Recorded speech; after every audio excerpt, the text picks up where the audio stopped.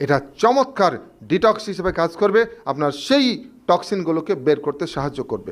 এর কিছুক্ষণ পর, এই 15-20 মিনিট পর আপনি আরও 1 গ্লাস কুসুম গরম পানি খান, তবে এর ভিতরে চা চামচের 1 চামচ লেবু মিশিয়ে নিন। যদি আপনার অ্যাসিডিটির সমস্যা থাকে তবে আপনার লেবু পানি খালি পেটে খাওয়ার প্রয়োজন নয়, ওটা আপনি নাস্তার পরে খাবেন। আর যদি আপনার অ্যাসিডিটির কোনো সমস্যা না থাকে তবে এই 1 চা চামচ লেবু আপনি হালকা কুসুম গরম পানিতে মেশান, এবং এটা আপনি চাইলে স্ট্র দিয়ে খেতে পারেন, তাহলে আপনার দাঁতের কোনো ক্ষতি হবে না। এবং লেবু পানি, লেমন ওয়াটার, এটি একটা পাওয়ারফুল ডিটক্স। এটি আপনার শরীরের ওই টক্সিনগুলোকে বের করতে সাহায্য করবে।